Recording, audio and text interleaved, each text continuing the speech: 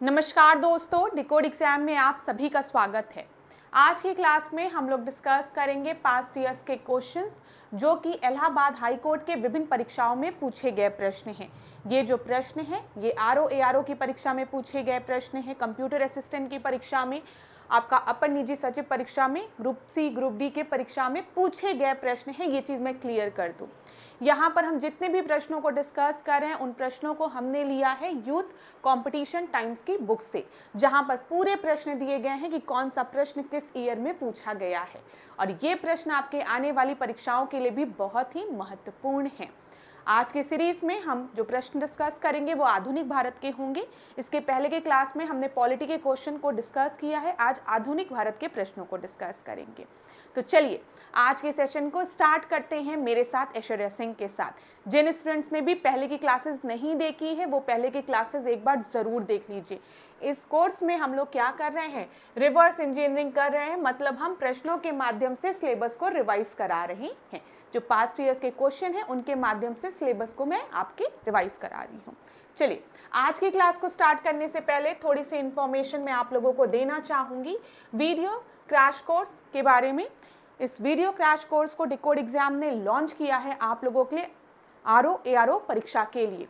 तो अगर इस कोर्स को आपको ज्वाइन करना है तो यहाँ पर नंबर दिया गया है, इस पर आप कांटेक्ट कर सकते हैं।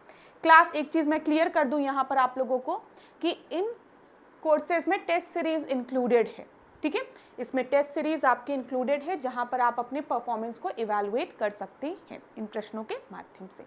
चलिए अब आज की क्लास का हम पहला प्रश्न देखते हैं क्या दिया गया है। आज की क्लास का पहला प्रश्न है, लेकिन इस सीरीज में आधुनिक भारत का ये 51 क्वेश्चन है।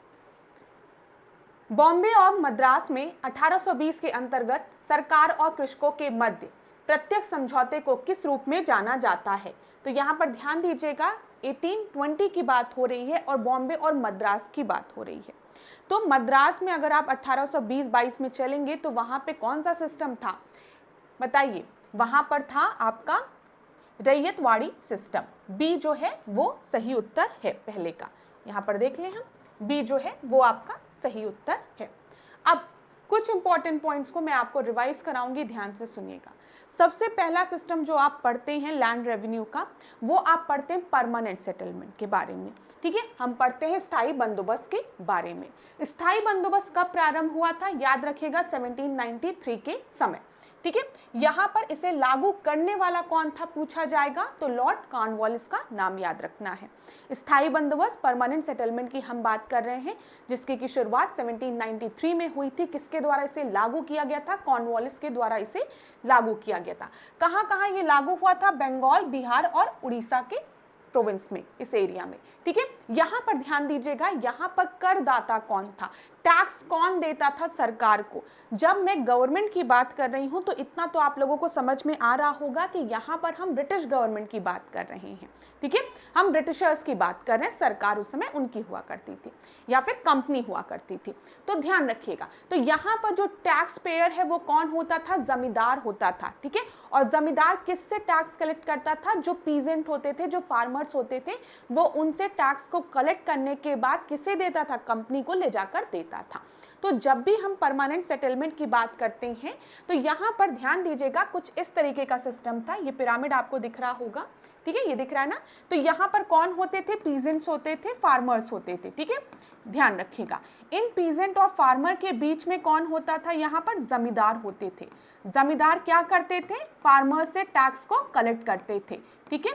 फार्मर से टैक्स को कलेक्ट करने के बाद ये टैक्सेस को देते थे, कंपनी को देते थे, ये याद रखिएगा, ठीक है।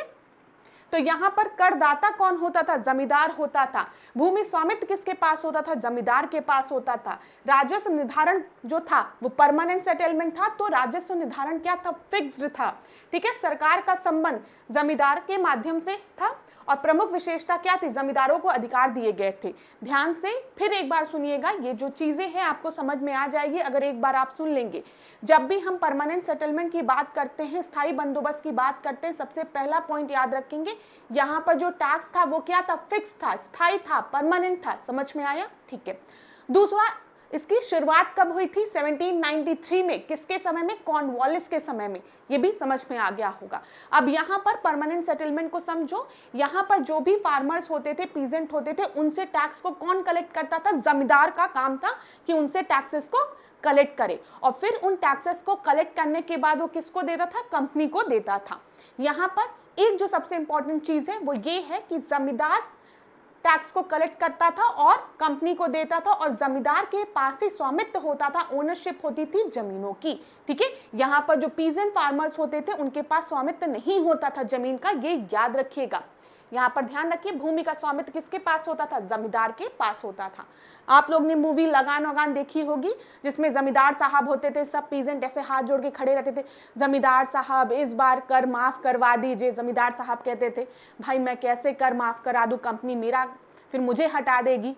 ठीक है, तो आपको तो कर मुझे देना ही पड़ेगा। तो बेचारे सब फार्मर कैसे कैसे करके टैक्स कलेक्ट करके जमींदार साहब को देते थे। जमींदार क्या करता था?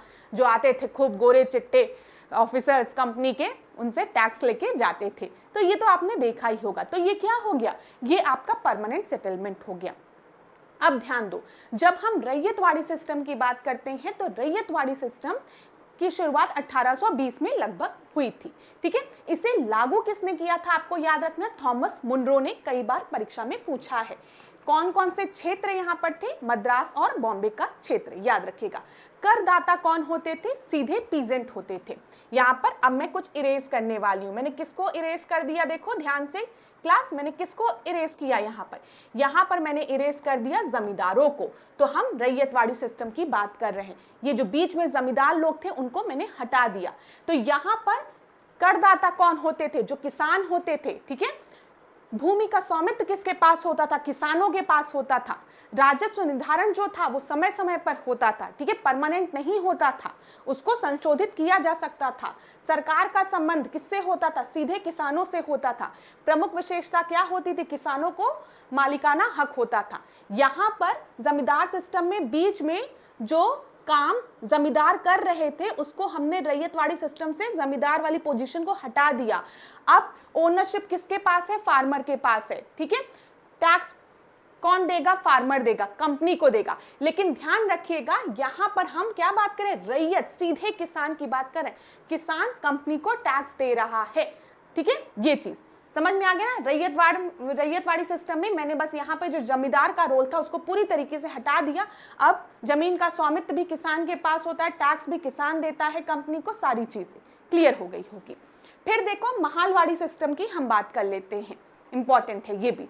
ये 1833 के आसपास आया था। कौन था? विलियम बेंटिक था। ठीक है, अगर हम देखें तो उत्तर पश्चिम प्रांत और पंजाब में ये था। देखो महाल मतलब क्या होता है? महाल मतलब हम एक ग्राम की बात करें, एक समुदाय की बात कर रहे हैं। पूरा जो विलेज है उसका एक हेड होगा, वो टैक्स को कलेक्ट करेगा और कंपनी को ले जाके दे देगा।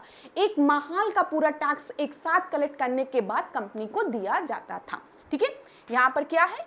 महाल मतलब ग्राम समुदाय की हम बात कर रहे हैं। यहाँ पर भूमि स्वामित्व किसके पास होता था? समुदाय के पास होता था, पूरे गांव के पास होता था। ठीक है, फिर समय समय पर यहाँ पर भी जो टैक्स था वो आपका संशोधित किया जा सकता था। सरकार का संबंध किससे होता था? अगर हम देखें गांव में जो हेड होगा वो पूरा टैक्स एक साथ कलेक्ट करेगा और एक गांव से टैक्स कलेक्ट होने के बाद कंपनी को मिल जाएगा। ठीक है, सामूहिक जिम्मेदारी यहाँ पर होती थी। क्लियर ना? समझ में आ गया होगा। तो देखो क्लास, यहाँ से आपके परीक्षा में प्रश्न बनता है। मैं फिर आपको एक चीज क्लियर कर दूं, जो स्टूडेंट मेरी ये वाली क्लास देख रहे हैं इसका फायदा उनको पीसीएस की परीक्षा में भी मिलेगा, जो सचिवालय का आरओ परीक्षा होता है उसमें भी मिलेगा, यूपी ट्रिपल एससी की भी परीक्षा में मिलेगा, क्योंकि प्रश्न यहीं से बनते हैं। कई बार पूछा जाता है कि रैयतवाड़ी सिस्टम किसके द्वारा लाया गया था? तो ध्यान रखिएगा, रैयतवाड़ी थॉमस मुनरो। ठीक है, फिर आपसे पूछेगा महालवाड़ी सिस्टम विलियम बेंटिक। ठीक है, फिर अगर आपसे पूछेगा परमानेंट सेटलमेंट तो कॉर्नवालिस। ये चीज याद रखिएगा। क्लियर हो गया होगा?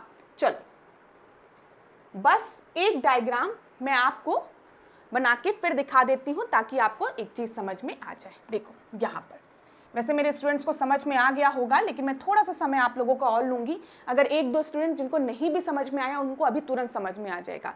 यहाँ पर सबसे नीचे कौन है बताओ? फार्मर्स है, पीजेंट है, किसान है, हम कह सकते हैं। ठीक है, ठीक है, फिर बीच में हम देखते हैं यहां पर जमींदार हैं, ठीक है। यहां पर कौन है? कंपनी है जो कि टैक्स को कलेक्ट कर रही है। क्लियर है? यहां पर अगर आप देखेंगे जो टैक्स है वो फार्मर्स किसको दे रहे हैं? जमींदार को दे रहे हैं, ठीक है। जमींदार इनसे टैक्स कलेक्ट करने के बाद किसको दे रहा है? कंपनी को दे रहा है। तो ये कौन सा सिस्टम है? ये परमानेंट सिस्टम है या फिर हम जमींदारी सिस्टम कहते हैं। क्यों इसको परमानेंट सिस्टम हम कहते हैं? क्योंकि इसमें जो टैक्स है वो फिक्स है, ठीक है। जो जमींदार होता है उसी के पास ओनरशिप होती है लैंड की, ये भी ध्यान रखिएगा। ओनरशिप लैंड की किसके पास होती है? जमींदार के पास होती है, ठीक है। फिर दूसरा डायग्राम हम देखते हैं यहां पर। ये देखो, ये क्या है? यहां पर बोलते चलो मेरे साथ, ये फार्मर है या पीजेंट्स हैं, ठीक है। इधर कौन है? कंपनी है। फार्मर्स जो है वो टैक्स सीधे किसको दे रहे हैं? कंपनी को दे रहे हैं टैक्स, ठीक है। कंपनी को सीधे टैक्स दे रहे हैं। ये कौन सा सिस्टम हो गया? रैयतवाड़ी सिस्टम हो गया। क्लियर है? ठीक है।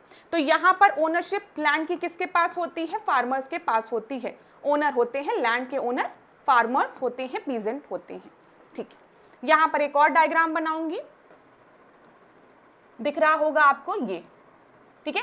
नीचे कौन है? पीजेंट्स हैं, फार्मर्स हैं, ठीक है।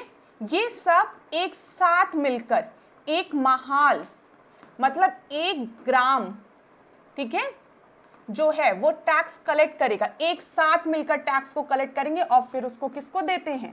कंपनी को देते हैं, ठीक है। ये चीज समझ में आया? सारे पीजेंट फार्मर 1 ग्राम के जो है वो एक साथ टैक्स को, महाल जो है एक साथ टैक्स को कलेक्ट करेगा, फिर कंपनी को देगा। ये आपका कौन सा हो गया? महालवाड़ी सिस्टम हो गया, महालवाड़ी सिस्टम, ठीक है। यहां पर आपको क्या याद रखना है? चलो जल्दी से बोलो, एकदम बोलते हुए चलो, एकदम एक्टिव रहोगे तभी चीजें याद होगी, समझ में आएगी। नहीं तो ऐसे ऐश्वर्या मैम आएंगी, रोज क्लास लेंगी, रोज क्लास एंड होगी, अगली क्लास मन करेगा देखना, नहीं मन करेगा मत देखना, दूसरे को सर्च करना, दूसरे से पढ़ना, यही चलता रहेगा। बोलना सीखो, ठीक है। मैं बता रही हूं क्लास बहुत ही इफेक्टिव होता है जब मैं कोई चीज बोलूं कि बोलो तो बोलो, आपको खुद लगेगा कि हमारा जो मतलब जो कंसंट्रेशन है वो एक जगह बना हुआ है और हमको चीजें याद हो रही है। तो ध्यान देना, जब भी हम परमानेंट सिस्टम की बात करेंगे इसे हम जमींदारी सिस्टम के नाम से भी जानते हैं, ठीक है। किसके समय में आया था? लॉर्ड कॉर्नवालिस के समय में आया था। वेरी गुड, यहीं से प्रश्न बनता है। रैयतवाड़ी सिस्टम की बात करेंगे तो मुंबई और मद्रास वाला रीजन किसके समय में आया है? थॉमस मुनरो के समय में आया है, ठीक है। महालवाड़ी सिस्टम की बात करेंगे, विलियम बेंटिक याद रखेंगे आप लोग, ठीक है। ये इंपॉर्टेंट चीजें हैं। चलो ये सारी चीजें मैंने आपको पढ़ा दी। अगले प्रश्न को हम देखते हैं, इसी तरीके से पढ़ाती हुई चलूंगी। चलो अगला प्रश्न देखो, ये है ना 52, ध्यान से देखिएगा क्या दिया गया है यहां पर। The mercantile phase of British colonialism range from, British उपनिवेशवाद का व्यापारिक चरण कब से कब तक था, ये आपको बताना है। तो बताइए यहाँ पर ब्रिटिश उपनिवेशवाद की बात यहाँ पर की गई है, तो ये चरण कब से कब तक था? ये चरण जो था वो आपका 1757 से 1813 तक था, ठीक है। ए आपका सही उत्तर होगा। इलाहाबाद हाईकोर्ट ARO 2021 में पूछा गया प्रश्न है। अब मेरी बात ध्यान से सुनो, जो बात बताने जा रही हूं ध्यान से सुनो और बोलते चलो। चलो बोलो मेरे साथ, यहां पर 1757 के समय की अगर हम बात करें तो क्या याद आता है? 1757 देखने पे कुछ दिमाग में क्लिक करता है? क्लिक करता है, क्या क्लिक करता है? प्लासी का युद्ध हुआ था। वेरी गुड, कौन था? क्लाइव था, ठीक है, याद है। चलो प्लासी के युद्ध के बाद आपको पता है कि ईस्ट इंडियन कंपनी को बंगाल अगर हम देखें तो मिल गया, ये रीजन मिल गया। अब ईस्ट इंडियन कंपनी अपने कदम जो है वो भारत में जमा रही है। मोनोपोली तो दी थी क्राउन ने इनको, ईस्ट इंडियन कंपनी को, कि जाइए आप ट्रेडिंग करिए, मोनोपोली है, एकाधिकार है आपको। लेकिन भारत में आपको पता है पहले से भी यूरोपियन का राज था। हमने देखा कल की क्लास में पुर्तगाली थे, डच थे, सब थे ना। अब ईस्ट इंडियन कंपनी आई, हम ब्रिटिश ईस्ट इंडियन कंपनी की बात करें तो उन्होंने प्लासी के युद्ध के बाद अपने कदम जमाना शुरू कर दिए, तो 1757, ठीक है, ये याद रखिएगा। उसके बाद अगर हम आए 1813 में क्या हुआ है, हमने आपसे यही कहा है ना, 1757 से 1813 तक अगर हम देखते हैं तो ब्रिटिश उपनिवेशवाद का व्यापारिक चरण इसे कहते हैं। 1813 चार्टर याद होगा, तो 1813 चार्टर के बाद जो ट्रेडिंग थी, जो ट्रेडिंग का एकाधिकार था, जो व्यापार का एकाधिकार था क्राउन द्वारा ईस्ट इंडियन कंपनी को दिया गया था, उसको समाप्त कर दिया गया है, ठीक है। और बोला गया है कि अभी भी आपका एकाधिकार मोनोपोली खाली टी के व्यापार में है, चाय के व्यापार में और चाइना के व्यापार में। तो ये तो हमको समझ में आ रहा है 1857 से 1813 तक अगर हम देखेंगे तो ब्रिटिश ईस्ट इंडियन कंपनी की मोनोपोली थी ट्रेडिंग में, ठीक है। और ये इनका उपनिवेशवाद का भी एक फेज था। समझ में आया थोड़ा बहुत? चलो आगे बढ़ते हैं, अभी और समझ में आएगा। अच्छा, ये टी और चाइना के साथ जो ट्रेडिंग थी उसको पूरी तरीके से कब समाप्त कर दिया गया मोनोपोली? 1833 में। और बोल दिया गया 1833 में कि ईस्ट इंडियन कंपनी की आज से सारी कॉमर्शियल एक्टिविटीज जो है वो खत्म है। आज से इनकी ड्यूटी जो है खाली प्रशासनिक है, ठीक है, एडमिनिस्ट्रेटिव ड्यूटी ही इनकी बची है 1833 में। अभी और प्रश्नों को कराऊंगी, चीजें और क्लियर होगी। 53 प्रश्न को देखो, 53 प्रश्न को देखो क्लास, यहां पर क्या दिया गया है? निम्नलिखित में से भारत में ब्रिटिश शासन के अंतर्गत जंगलों के काटने का कौन सा कारण नहीं था? तो भाई जंगल क्यों काटे जा रहे थे, ये एक प्रश्न बनता है, और इसमें से कौन सा कारण नहीं है ये बोला गया है। तो देखते हैं यहाँ पर, रॉयल नेवी के लिए जहाजों का निर्माण, ठीक है, जहाजों के निर्माण के लिए लकड़ियों की आवश्यकता थी तो जंगल काटे जाएंगे, ठीक है। जूट उगाने के लिए यूरोप के लोगों को साफ भूमि प्रदान करना, ठीक है। फिर उसके बाद रेल लाइन स्लीपर बनाना, ठीक है, और लोकोमोटिव को चलाना। तो यहां पर 53 का जो आपका सही उत्तर है वो है लोकोमोटिव को चलाना। देखिए क्लास, जहाज बनाने के लिए, शिप बनाने के लिए लकड़ियों की आवश्यकता होगी तो जंगल कटेंगे, ठीक है। यहां पर जूट उगाने के लिए जब जमीन चाहिए तो जंगल काटे जाएंगे। रेल लाइन अगर हम देखते हैं शुरू हो गया था, पहली रेल लाइन जो थी बॉम्बे टू थाने बिछाई गई थी, याद है ना, अभी हम डिस्कस भी करेंगे डलहौजी के समय। तो रेल लाइन को बिछाने के लिए भी जंगल काटे जा रहे थे, लेकिन लोकोमोटिव को चलाना ये एक रीजन नहीं था, ठीक है। इसमें पूछा गया नॉट द रीजन, तो डी आपका सही उत्तर हो जाएगा। चलिए आगे बढ़ते हैं। भारतीय निर्धनता और अर्थव्यवस्था पर ब्रिटिश शासन के अंतर्गत दादा भाई नौरोजी ने कौन सी पुस्तक लिखी थी? अभी कल की क्लास में मैंने आपको बताया है ये कौन सी पुस्तक थी। तो इंडियन इकोनॉमी अंडर ब्रिटिश राज, नहीं, ठीक है। फिर उसके बाद आप देखिए यहाँ पर British rule and economic drain of India, नहीं। Poverty and un British rule in India जो थी वो दादा भाई नौरोजी द्वारा लिखी गई थी। दादा भाई नौरोजी को हम ग्रैंड ओल्ड मैन के नाम से भी जानते हैं, याद रखिएगा। दादा भाई नौरोजी ने क्या लिखा है कि जो गंगा का पानी है उसे ले जाकर थेम्स में डाला जा रहा है। तो जो भारत की वेल्थ है उसे ले जाकर क्या किया जा रहा है? यूरोप में ले जाया जा रहा है, ठीक है, ये ध्यान रखिएगा। देखिए इसके पीछे भी रीजन था, ये हमारा भारत है, समझिए, ये इंडिया है, ठीक है, और ये है यूरोप की कंट्रीज। हम ब्रिटिश ईस्ट इंडियन कंपनी की ही अगर हम बात कर लें तो यहां से ये क्या करते थे, ये रॉ मटेरियल्स जो कच्चा माल था वो भारत से ले जाते थे अपने देश, ये भारत से कच्चा माल लेके जाते थे। इनके यहाँ हो गया था औद्योगिकरण, इंडस्ट्रियलाइजेशन हो गया था, ठीक है, इंडस्ट्रीज लग गई थी। तो उन इंडस्ट्रीज में ये रॉ मटेरियल से का यूज करके फाइनल गुड बनाते थे। इंडस्ट्रियलाइजेशन के वजह से, औद्योगिकरण के वजह से ये खूब ढेर सारा गुड का प्रोडक्शन करते थे और रॉ मटेरियल हमारे यहाँ से लेते थे, फाइनल गुड अपने यहाँ प्रोड्यूस करते थे। उसके बाद इस फाइनल गुड को लाकर ये फिर भारत में ही बेचते थे। समझिए, हमारे यहाँ का कच्चा माल ले जाकर आप अपने देश में ले जा रहे हैं भर भर के, वहां पर औद्योगिकरण है, बड़ी बड़ी इंडस्ट्रीज लगा रहे हैं आप, और उन बड़ी बड़ी इंडस्ट्रीज से जब फाइनल गुड मिल रहा है, ठीक है, जब आपका वस्तु जो है वो बनकर तैयार हो गई है तो उसको लाकर आप भारत के ही मार्केट में बेच रहे हैं। और साथ ही साथ जो हमारे यहाँ की हैंडलूम इंडस्ट्रीज थी, हमारे यहाँ का अगर हम देखेंगे जो ट्रेडिशनल जो चीजें थी, ठीक है, उनको पूरी तरीके से डिस्ट्रॉय कर दिया जा रहा था।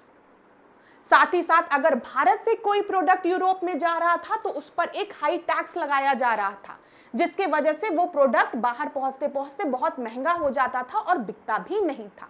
तो आप समझिए ये कर क्या रहे थे, ये भारत की इकोनॉमी को पूरी तरीके से डिस्ट्रॉय कर रहे थे। अगर ये भारत के इतने हितैषी होते ब्रिटिशर्स, ठीक है, हमारा इतना डेवलपमेंट करना चाहते, तो ये उस इंडस्ट्री को क्यों नहीं भारत में ही लगाते, भारत में ही रॉ मटेरियल रहता, भारत में ही इंडस्ट्री रहती, फाइनल गुड का प्रोडक्शन होता, बेचते आप वर्ल्ड में उसको। लेकिन नहीं, ये हमारे यहाँ का रॉ मटेरियल ले जाकर अपने यहाँ औद्योगिक क्रांति कर रहे थे और फिर उसी को लाकर हमारे यहाँ बेच रहे थे। इसीलिए आपने ध्यान से सुना होगा, जब 1905 की हम बात करते हैं, ठीक है, 1905 के समय जब हम स्वदेशी आंदोलन की बात करते हैं, तो उसमें हम कहते हैं बाइकॉट ऑफ फॉरेन गुड्स, हम फॉरेन गुड्स को खरीदेंगे ही नहीं, हम इनको मार्केट अपने यहाँ देंगे ही नहीं, और हम अपने यहाँ का खादी जो है उसको प्रमोट करेंगे, चरखा को प्रमोट करेंगे। आज की इकोनॉमी में अगर आप देखिए, तो जब भी हमारी चाइना के साथ कॉन्फ्लिक्ट होता, हम क्या कहते हैं, हम चाइनीज प्रोडक्ट नहीं खरीदेंगे। आज से हम चाइनीज प्रोडक्ट को बाइकॉट करते हैं।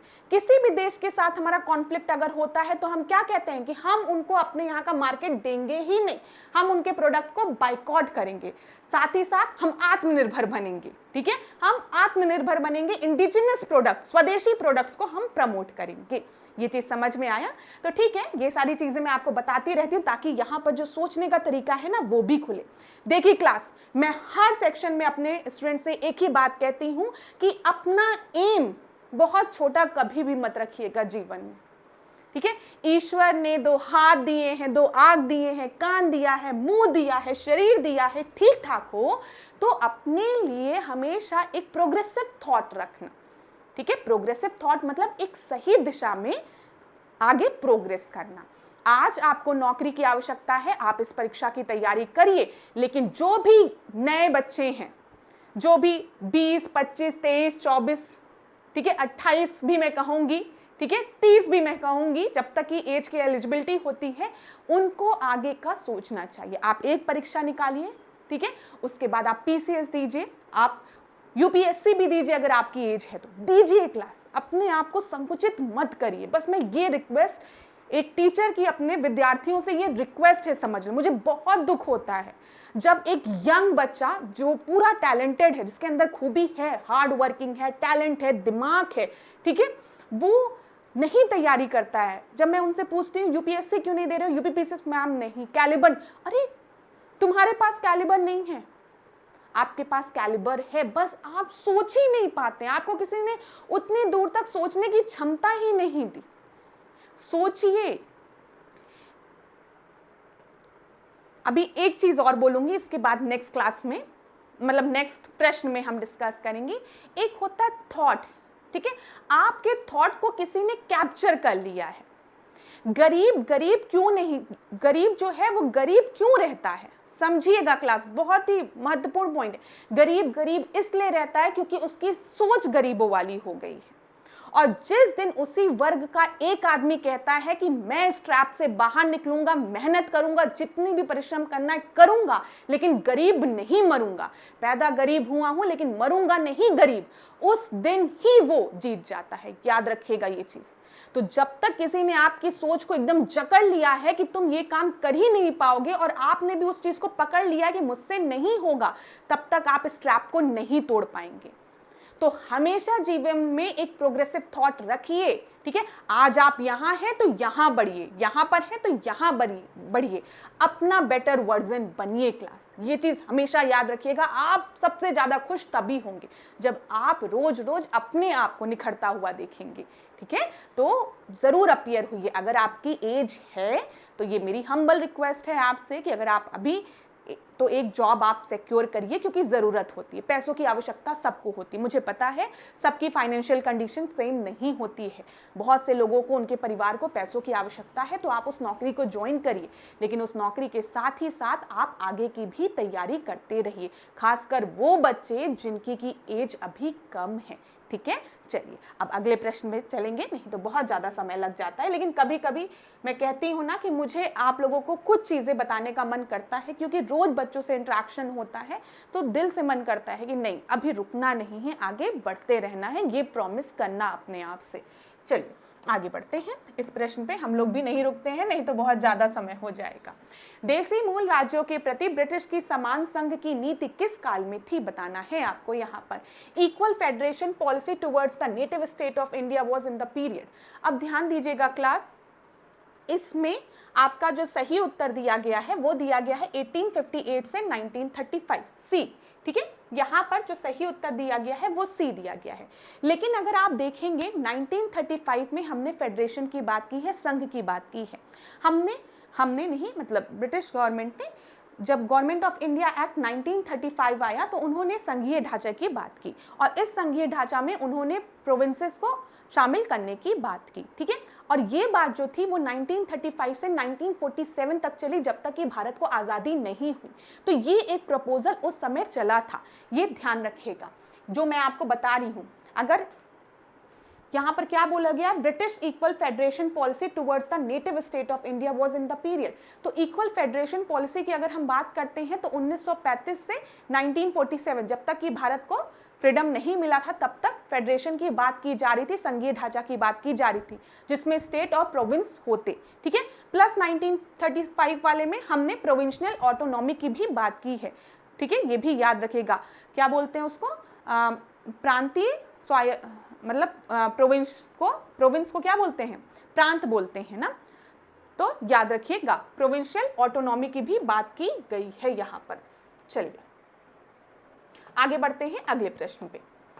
तो 1935 से 1947 वाला पीरियड होगा। यहाँ पर 56 क्वेश्चन को देखते हैं। In 1853 from where did the British build Indian railway system run its first train. मैंने अभी थोड़ी देर पहले आपको बताया है, जो पहली रेलवे ट्रैक बिछाई गई थी वो बॉम्बे से थाने को बिछाई गई थी। ठीक है, किसके समय में, डलहौजी के समय में। तो ए आपका सही उत्तर है। इलाहाबाद हाईकोर्ट आरओ 2020 में पूछा गया प्रश्न है।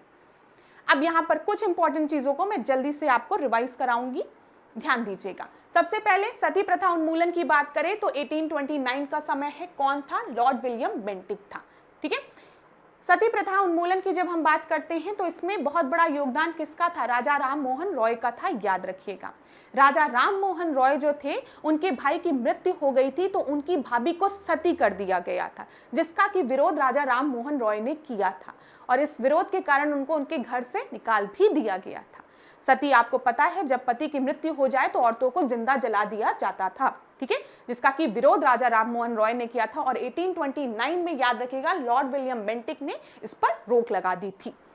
फिर अंग्रेजी शिक्षा नीति की अगर हम बात करेंगे 1835, लॉर्ड विलियम बेंटिक, याद रखिएगा। यहाँ पर आपको थॉमस मैकाले का मिनट याद रखना है। तो मिनट में क्या बोला था, डाउन फिल्ट्रेशन थ्योरी की बात की गई थी। मैकाले ने डाउन फिल्ट्रेशन थ्योरी की बात की थी।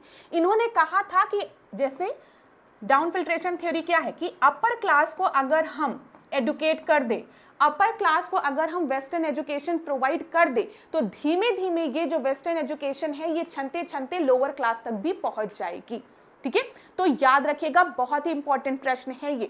1835 में अंग्रेजी शिक्षा नीति किसके द्वारा दी गई थी, थॉमस मैकाले द्वारा दी गई थी, जिसमें उन्होंने मिनट की बात की थी, उसमें उन्होंने डाउन फिल्ट्रेशन थ्योरी की बात की थी। डाउन फिल्ट्रेशन थ्योरी क्या है, जो अपर वर्ग है उसको हम वेस्टर्न एजुकेशन इम्पार्ट करते, धीमे धीमे छनते छनते ये निम्न वर्ग तक भी पहुंच जाएगी। किसके समय आया था, जल्दी बता दो, लॉर्ड विलियम बेंटिक के समय। तो लॉर्ड विलियम बेंटिक के समय दो इंपॉर्टेंट चीजें आपके दिमाग में होनी चाहिए, पहले क्या है, सती प्रथा उन्मूलन, दूसरा क्या है, डाउन फिल्ट्रेशन थ्योरी या मिनट। ठीक है, याद रखिएगा। चलिए, विधवा पुनर्विवाह अधिनियम 1856 किसके समय में, लॉर्ड डलहौजी के समय में। अच्छा, विधवा पुनर्विवाह अधिनियम की अगर हम बात करें, विडो रीमैरिज एक्ट, तो इसमें किसका बहुत बड़ा योगदान था, ईश्वर चंद्र विद्यासागर जी का। ठीक है, ईश्वर चंद्र विद्यासागर जी ने अपने ही पुत्र की शादी एक विधवा से कराई थी। देखिए क्लास, मैं एक चीज तो मानती हूं, राजा राम मोहन रॉय, ईश्वर चंद्र विद्यासागर, ठीक है, स्वामी दयानंद सरस्वती, ज्योतिबा फूले, ठीक है, सावित्रीबाई फूले, इन लोग ने बहुत ही बड़ा योगदान दिया है, खासकर स्त्रियों के लिए। ठीक है, आज अगर आप यहाँ पर खड़ी हैं, आपको शिक्षा मिल रही है, ठीक है, महिलाओं को, ठीक है, तो आपको शुक्रिया करना चाहिए सावित्रीबाई फूले का, ठीक है। अगर विधवा पुनर्विवाह आज पॉसिबल है तो ईश्वर चंद्र विद्यासागर का इसमें बहुत बड़ा योगदान है। सती प्रथा पर अगर उन्मूलन हुआ तो राजा राम मोहन रॉय का नाम हमेशा अमर रहेगा। ये सारी चीजें याद रखिएगा। चलिए डॉक्ट्राइन ऑफ लैप्स की बात करते हैं तो लॉर्ड डेलहाउसी, अगर किसी भी राजा का अपना खुद का बच्चा नहीं है तो उसके दत्तक पुत्र को उसका उत्तराधिकारी नहीं माना जाएगा, ठीक है, ये याद रखिएगा। फिर पुलिस व्यवस्था का सुधार लॉर्ड कॉर्नवालिस, ठीक है। स्थायी बंदोबस्त लॉर्ड कॉर्नवालिस मैंने बताया है। चार्टर एक्ट 1813 लॉर्ड हास्टिंग, याद रखिएगा। प्रेस स्वतंत्रता मेटकाफ, ठीक है, लिबरेशन ऑफ प्रेस कहा जाता है, तो मेटकाफ का नाम आप याद रखिएगा। भारत का प्रेस का मुक्तिदाता बोला जाता है लॉर्ड मेटकाफ को, इंपॉर्टेंट है। विश्वविद्यालय की स्थापना अगर देखें तो लॉर्ड कैनिंग के समय यूनिवर्सिटीज की स्थापना हुई थी कलकत्ता, बॉम्बे और मद्रास में, ठीक है। विश्वविद्यालय की स्थापना 1857 लॉर्ड कैनिंग, कलकत्ता, बॉम्बे और मद्रास, याद रखिएगा। भारतीय परिषद अधिनियम 1861 लॉर्ड कैनिंग, ठीक है, याद रखिएगा। विधायिका में भारतीयों को भागीदारी दी गई थी इसके तहत। इल्बर्ट बिल 1883 कौन था?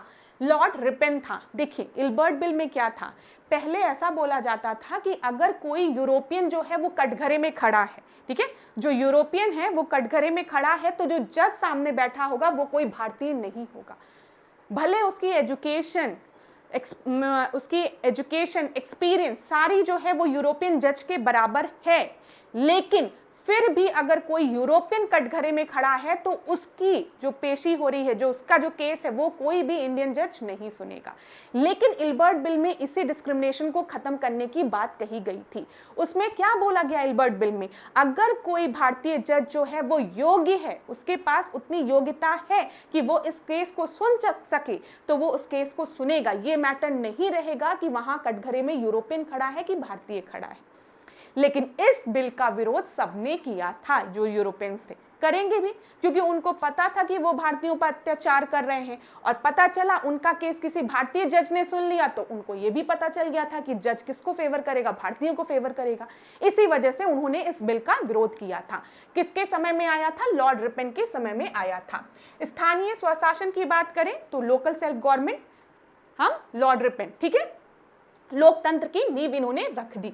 फिर बंगाल विभाजन, बंगाल विभाजन किसके समय में हुआ? 1905 लॉर्ड कर्जन के समय में, ठीक है।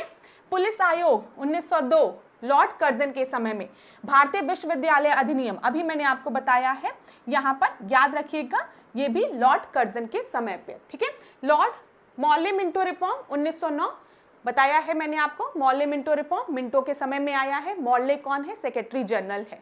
मॉर्ले मिंटो रिफॉर्म में पृथक निर्वाचन की बात की गई है, किसके लिए? मुस्लिम्स के लिए। डन ना क्लास। चलो फिर यहाँ पर 1919 वाला भी देखो, यहाँ पे लिखा नहीं है लेकिन मैं बता दूं, वो क्या है? Montagu Chelmsford reform. Montagu Chelmsford reform में क्या बोला गया है? यहाँ पर भी पृथक निर्वाचन की बात की गई है मॉन्टेग्यू चेम्सफोर्ड रिफॉर्म में, लेकिन 1919 वाले मॉन्टेग्यू चेम्सफोर्ड रिफॉर्म में पृथक निर्वाचन की बात किसके लिए की गई है? सिखों के लिए, क्रिश्चियंस के लिए और एंग्लो इंडियंस के लिए। ये याद रखिएगा, ठीक है। अगर आपसे पूछा जाएगा पृथक निर्वाचन की बात मुस्लिमों के लिए किस एक्ट में कही गई है, तो आप 1909 वाला एक्ट बताएंगे, मॉर्ले मिंटो रिफॉर्म। अगर आपसे पूछा जाएगा पृथक निर्वाचन की बात सिख के लिए, एंग्लो इंडियंस के लिए और क्रिश्चियंस के लिए किस में की गई है, तो आप 1919 वाला मॉन्टेग्यू चेम्सफोर्ड रिफॉर्म बताएंगे।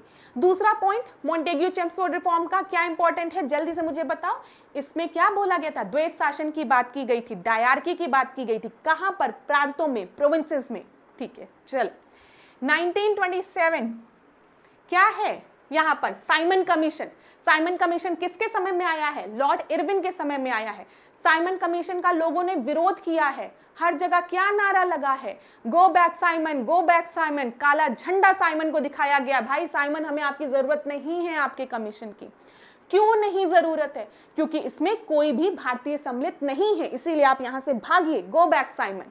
और इसी गो बैक साइमन को करते करते जब लाला लाजपत राय आपका लाहौर में प्रदर्शन कर रहे थे तो उस समय उन पर लाठी चार्ज हो गया और उनकी मृत्यु हो गई थी। और लाला लाजपत राय ने कहा था, आज मेरे शरीर में जितनी लाठियां लगी हैं, ये एक एक लाठी जो है वो ब्रिटिशर्स के कफन में कील का काम करेंगी, ठीक है, ये ध्यान रखिएगा। चलिए, भारत छोड़ो आंदोलन, लॉर्ड लिलिंथगो, ठीक है। Cabinet mission Lord Wavell. Clear हो गया? ये सारे पॉइंट्स मैं आपको याद कराऊंगी आने वाली क्लास में, बिल्कुल भी परेशान नहीं होना है, मैं याद करा दूंगी एकदम से स्टोरी के फॉर्म में आपको सुना के एकदम याद करा दूंगी। चलो आगे बढ़ो। 19वीं शताब्दी के भारत में निम्नलिखित में से कौन से प्रमुख औपनिवेशिक शहर थे? तो बताइए, ये तो आपको पता ही होगा कौन से आपके मेन कॉलोनियल सिटीज थी। तो बॉम्बे, कोलकाता, मद्रास, डी आपका सही उत्तर है। ठीक है, आगे देखिए। प्रथम विश्व युद्ध के कारण भारत में पैदा हुई नई आर्थिक स्थिति का प्रभाव निम्नलिखित में से कौन सा नहीं था? बोला गया है। First world war did not led to which of the following condition? Forced recruitment in rural areas, a huge increase in defense expenditure, rise in taxes and custom duty, heavy reduction in price of common good. आम चीजों की कीमतों में भारी कमी। तो यहाँ पर 58 का जो आपका सही उत्तर है वो क्या है? आम चीजों की कीमतों में भारी कमी। अरे भाई, जब भी वॉर होगा, चाहे उस समय की बात करें चाहे आज की बात करें, कभी भी युद्ध होता है तो जो चीजें हैं वो महंगी हो जाती हैं, ना कि सस्ती होती हैं। तो जो भी प्रोडक्ट्स हैं वो महंगे हो जाते हैं। ग्रामीण क्षेत्रों में सेना के लिए बलपूर्वक भर्ती। फर्स्ट वर्ल्ड वॉर में मैं आपको बता रही हूं, भारतीयों ने ब्रिटिशर्स का पूरा सहयोग किया था। हमारे पंजाब के लोग, कहां कहां के लोग, सब लोग ने ब्रिटिशर से यहां से युद्ध गए थे, युद्ध लड़ने। लेकिन हमें क्या मिला? इन लोग ने हमें क्या दिया? पंजाब में रॉलेट एक्ट लगा दिया, जलियांवाला बाग हत्याकांड कर दिया 1913 में। उसके बाद हमें समझ में आया, अरे भाई हम इनको कितना भी सहयोग कर दे, ये हमारे सगे नहीं हैं। समझ में आ गया, तब धीमे धीमे समझ में आ रहा था। देखो, हर चीज का एक चरण होता है, ऐसे जीवन का भी एक चरण होता है। पहले नरम, कहते नहीं है कि पहले इंसान प्यार से समझता, बाबू सोना सुन लो प्लीज, ठीक है। फिर रो के समझाता है, प्लीज समझ जाओ ना, तब भी नहीं समझ में आता। फिर दूसरा फेस आता है, इंसान चिल्ला के समझाता, सुनो नहीं तो भी एक लगाएंगे, तब भी नहीं समझ में आता है। उसके बाद घर से बाहर निकाल के समझाया जाता है, समझो। लास्ट में कहा जाता है, लातों के भूत बातों से नहीं मानते। तो हम भी अगर इसमें देखेंगे तो अलग अलग चरण है। नरम दल है, नरम दल, गरम दल है, ठीक है, और बीच में आपके जो है रिवॉल्यूशनरीज भी हैं, ठीक है। तो ये एक फेज है जिसको कि हम स्टडी करेंगे। ऐसे ही आम जीवन में भी होता है। हम पहले अपने बच्चों को प्यार से जानते हैं, बाबू मत करो, सुना मत करो, नहीं किया जाता, गलत बात है, नहीं मानता है, एक बार समझाएंगे, 2 बार समझाएंगे, 3 बार समझाएंगे, चिल्लाएंगे, चिल्ला के भी नहीं तो मारेंगे 2 ठोक कि बाहर निकलो चलो। तो बच्चों के साथ तो ऐसा अत्याचार होता ही है। तो ईस्ट इंडियन कंपनी के साथ भी कुछ ऐसा ही अत्याचार होता है, ठीक है। तो यहाँ पर ध्यान दीजिएगा, ग्रामीण क्षेत्रों में सेना के लिए बलपूर्वक भर्ती होती थी, रक्षा व्यय की को बढ़ा दिया गया था, ठीक है, करों तथा आयात कर में वृद्धि कर दी गई थी। ऑफ कोर्स सी बात है, ये लोग कहाँ से पैसा हड़पते? हम ही लोग तो देते, हम ही लोग से तो टैक्स बढ़ा बढ़ा के पैसा लिया जा रहा था और चीजें महंगी भी होती जा रही थी। चलिए अब देखिए, वुड डिस्पैच हर परीक्षा के लिए महत्वपूर्ण है। PCS दो, UPSC दो, BEO दो, ROA दो, UPSSC दो, सबके लिए महत्वपूर्ण है वुड डिस्पैच। याद रखना क्या है। प्रत्येक प्रांत में एक शैक्षणिक विभाग स्थापित होना, सभी निजी विद्यालयों को सहायता अनुदान दिया जाना, हर जिले में कम से कम एक सरकारी विद्यालय खोलना। यहाँ पर ध्यान देना, निम्न में से कौन सा सुझाव नहीं है, नॉट रिकमेंडेड, ठीक है। फिर लंदन विश्वविद्यालय के आधार पर बॉम्बे, कोलकाता, मद्रास जैसे बड़े शहरों में विश्वविद्यालय स्थापित करना, नॉट रिकमेंडेड दिया गया है। तो 59 का जो आपका सही उत्तर है वो क्या है? यहाँ पर प्रत्येक प्रांत में एक शैक्षणिक विभाग स्थापित करने की बात यहाँ पर नहीं की गई थी, ये बात नहीं की गई थी। और सब है, बॉम्बे, कोलकाता, मद्रास में लंदन यूनिवर्सिटी की तरह यूनिवर्सिटीज को खोलना बिल्कुल सही है। हर जिले में कम से कम एक सरकारी विद्यालय खोलना, ठीक है। सभी निजी विद्यालयों को सहायता अनुदान दिया जाना, ठीक है। लेकिन प्रत्येक प्रांत में एक शैक्षणिक विभाग स्थापित करने की बात नहीं कही गई थी, ठीक है, ध्यान दीजिएगा। कंपनी के 5 प्रांत बंगाल, मद्रास, मुंबई, उत्तर पश्चिमी सीमा प्रांत तथा पंजाब में एक एक शिक्षा विभाग का निर्माण करने की सिफारिश की गई थी वुड डिस्पैच को।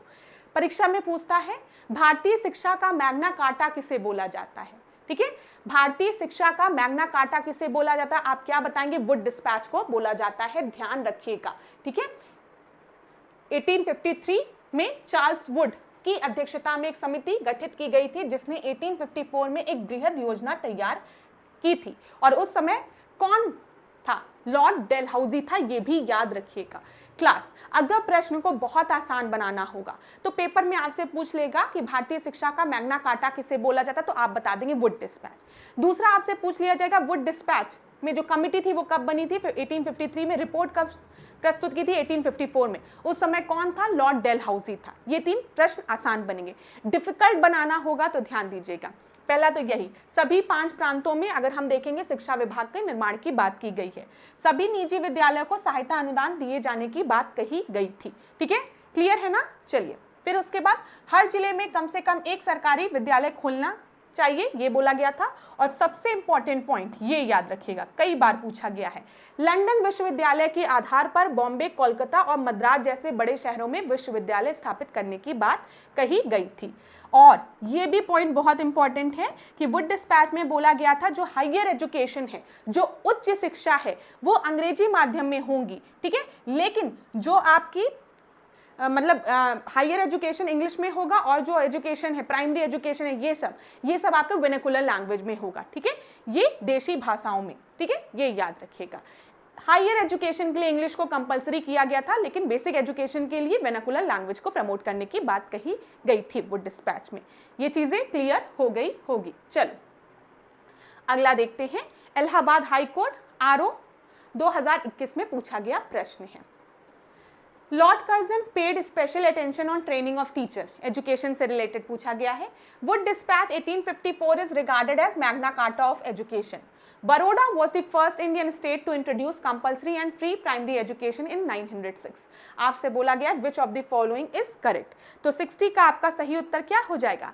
यहाँ पर जो सारे ऑप्शन दिए गए हैं वो बिल्कुल सही है। देखिए, लॉर्ड कर्जन ने ट्रेनिंग ऑफ टीचर्स की बात कही थी। वुड डिस्पैच 1854 को हम लोग मैग्ना कार्टा कहते हैं ऑफ एजुकेशन इन इंडिया। ठीक है, बड़ौदा जो था वो पहला इंडियन स्टेट था जहां पर कंपलसरी और फ्री एजुकेशन को इंट्रोड्यूस किया गया था 1906 में।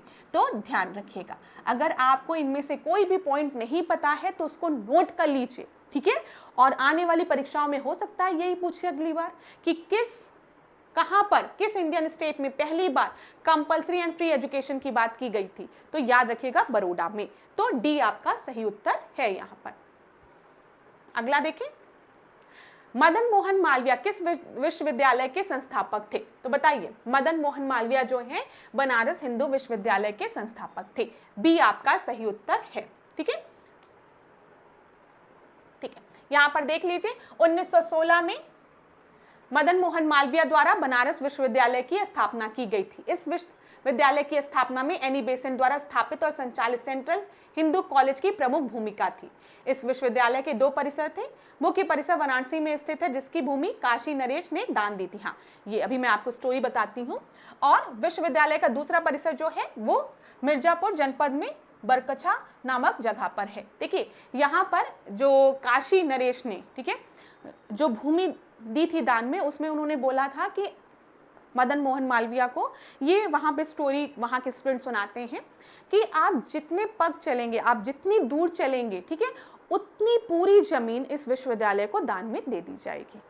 तो ये याद रखिएगा। तो 1916 मदन मोहन मालवीय ने बीएचयू का फाउंडेशन किया था। ठीक है, रखा था। चलो अगला देखते हैं, भारतीय स्वतंत्रता संघर्ष काल के दौरान निम्नलिखित में से किसने केंद्रीय हिंदू विश्वविद्यालय की शुरुआत की थी। अभी मैंने आपको बताया एनी बेसेंट ने। याद रखिएगा, ए बहुत महत्वपूर्ण है।